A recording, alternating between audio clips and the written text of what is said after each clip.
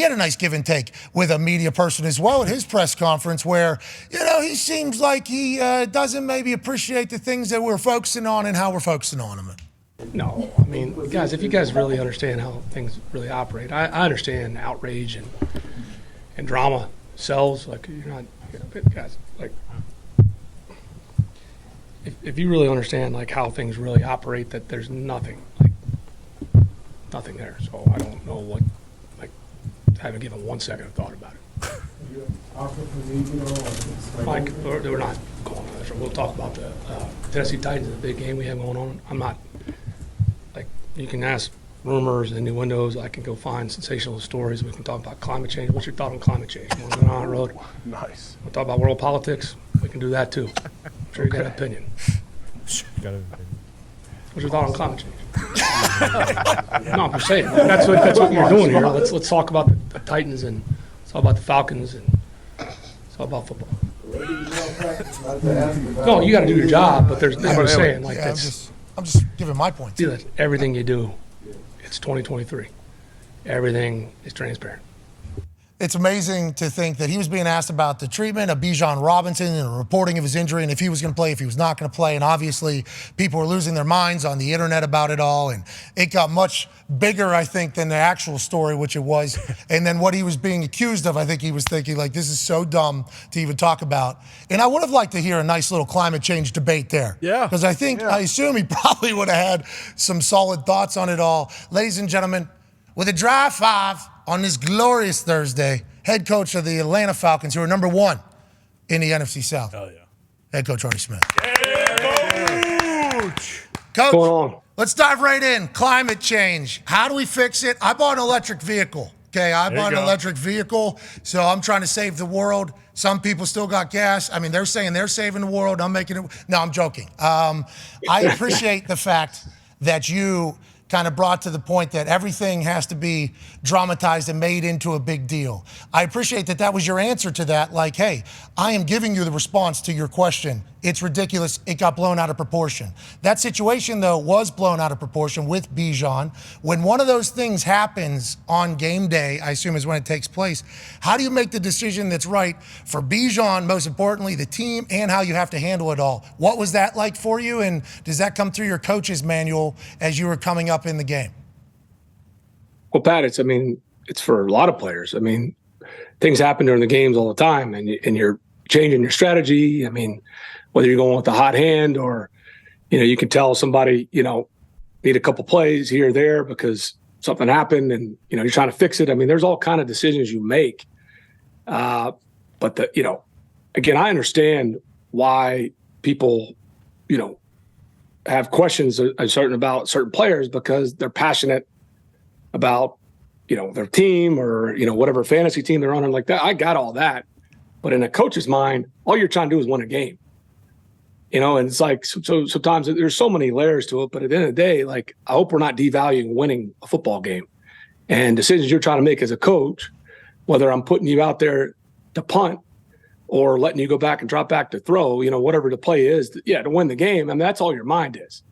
And so I could see every angle of it. So it's not that. I mean, sometimes the answer is really simple and people want it to be more than what it is because everybody, and I was just making a joke that, people love the drama and, hope there's some conspiracy and, that's all I was trying to make light of. And I know it can get taken out of context, but maybe that's my sarcasm coming out of me. Oh, yeah, I'd say. Yeah, I assume everybody understands it completely as you're giving that answer. But if that person does fire back with a climate change question, you are sitting in the pocket there? You're ready?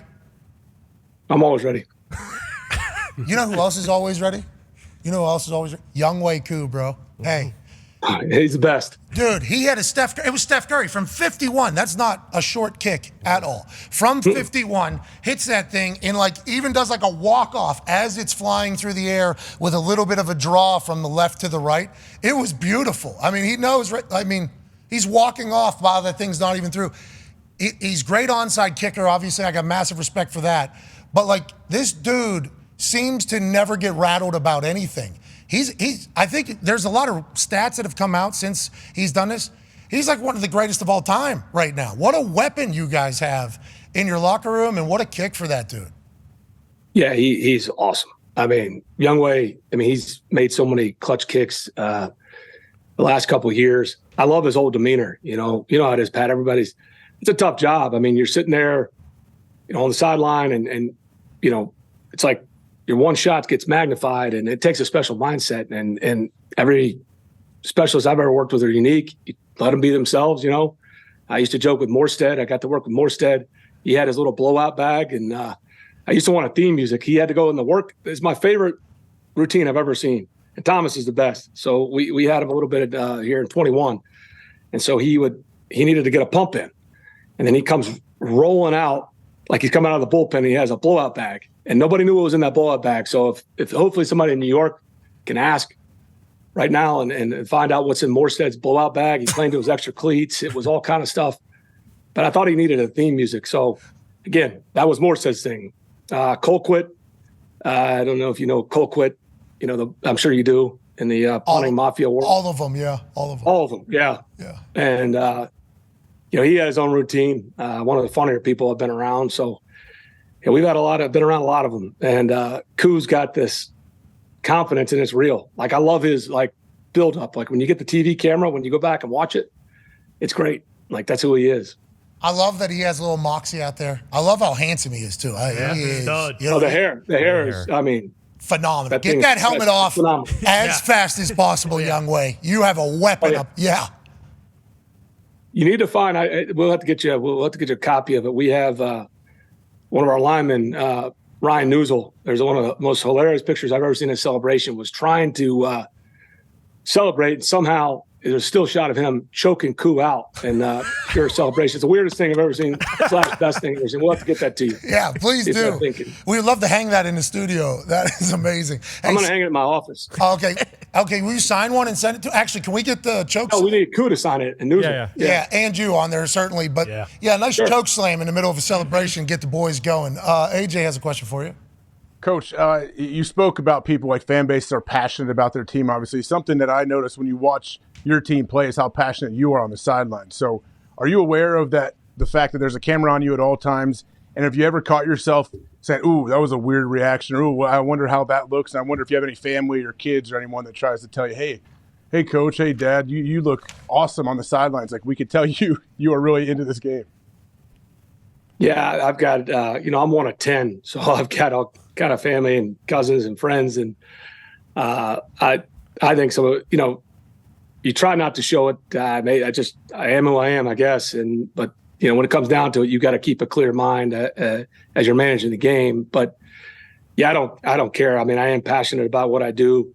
I certainly, there may be a few times that I didn't like the look where, the players out there controlling and maybe you're frustrated, but that's kind of been BS on my part. But some of the other ones are kind of funny. But yeah, I don't care. I mean, I am who I am, It's awesome. Yep. It's like you're getting magnified and slowed down to I think there is a camera just purely dedicated to this part of your body, with that mustache too, with the reactions. It appears as if you have a line across your face.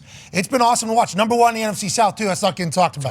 That's not getting talked about. Hey, we're up there. We're doing our thing. Ty has a question for you, Coach. Coach, it seems like this year you guys have had more fumbles out of the back of the end zone for touchbacks than any other team in the history of the NFL combined. And obviously, your guys are just trying to make plays out there. I'm just curious, is there anything you can do to kind of try to eliminate that, or do you kind of just chalk that up to just a product of bad luck? Well, I mean, a couple of things. I mean, something that you work and it's Murphy's Law sometimes, but that's not an excuse. There's always ways to work on it and fix it. And you're kind of looking at people's intent, and the rules. You can't happen, and why it happens. It's our job to problem solve that. So the other things I could give you would be excuses, but yeah, there's always things you work, and obviously what you're doing, it's not working. You got to adapt, and you're constantly educating and coming with new drills and trying to put them in those situations. But yeah, we've that is the next step for us. I mean, we're finding different ways to sabotage ourselves in the red zone, and that's the next step. We got to clean that up. Oh, it's as a fan of your program. First year as a Falcons fan, it's been fun. Yeah, it's been fun watching the boys grow. Watching the team. The amount of in between happiness and devastation, that play is the biggest one, just the biggest swing.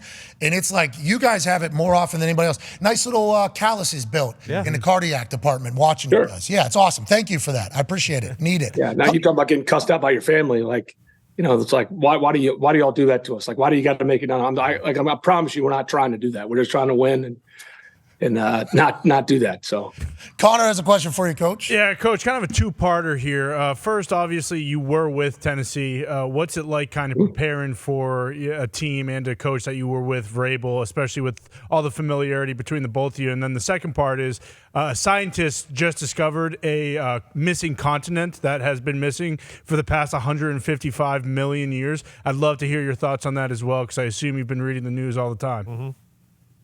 Well, the first part, in all seriousness, there's a ton of respect and gratitude towards Mike Vrabel. But every week you got certain relationships, former players or coaches. There's just so much respect on my end, the impact he's had on my career. But now it's our job to go in there and win the game, and so it's a big game for us. We need to go in on another road one. A little disappointed that. Vrabes hasn't grown his mustache back. I know he made some shots fired over parameters of our vest swap. I actually think the challenge should be Vrabes should grow his stash back, because that was the most pure Northeast Ohio thing I've ever seen. He had it at 19. I wish he would grow it back, but I guess he won't.